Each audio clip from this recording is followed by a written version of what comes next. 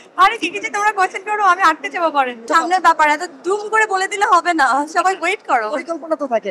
হ্যাঁ আচ্ছা, নিশ্চয়ই দেখে তো বুঝতে পারছো যে আমি রেডি হচ্ছি কাজের জন্য। দিয়ে দিলাম তো মডেল বানিয়ে। আর যেভাবে সবাই এত সুন্দর করে ওকে রিসিভ করেছে, তো আসলে অনেক লাকি, আমি অনেক বেস্ট। তো আমি চিন্তা করছিলাম যে কি এমন করা যায় যাতে আমি ক্যামেরার সামনে গিয়ে আসলে ওই ব্যাপারটা আমার মধ্যে আছে কিনা, বা আমি কতটুকু স্বাচ্ছন্দ্য বোধ করবো শুটিং এ গিয়ে, আমি আবার বাবুকে নিয়ে ঠিকঠাক মতো থাকতে পারবো কিনা। তো তার জন্য ট্রায়াল ভার্সন ছিল আমার জন্য।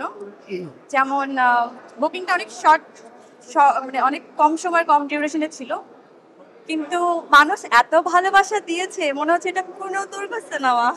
আমি তো সবসময় আসলে আমার নানু ভাইয়ের হাত ধরে কেক কেটেছি। তো যেহেতু নানু ভাই নেই, হয়তো 24 তারিখ ওভাবে আমি উদযাপন করতে পারবো না। বাচ্চাদের যত আছে না, সবাই তো আপনারা থাকিনি, ওই হয়ে যায় আসলে। ওর কোনো প্রশংসা হলে দেখেন, ওরা আমার ডানা, দুটো বাচ্চাই আমার ডানা, তো ওদের কোনো ভালো কাজ হলে আমি আসলে ওই যে বললাম উঠতে থাকি, আমার জীবনে সমস্ত খুশি ওরা।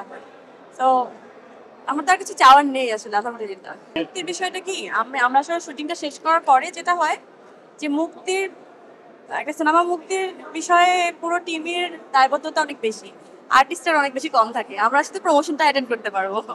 যেভাবে সারাটা পাচ্ছি তাতে মনে হচ্ছে খুব খুব তাড়াতাড়ি একটা আপডেটের ব্যবস্থা আমি করে দিই। ও নিজের পরিচয় কিন্তু নিজে অটোমেটিক কিন্তু বানিয়েই নিয়েছে, তোমরা কিন্তু এটা করেই দিয়েছো। আমার কোনো সমস্যা নাই, আমার সবগুলোতেই অনেক গর্ববোধ করবো, কারণ ও আমার বাচ্চা।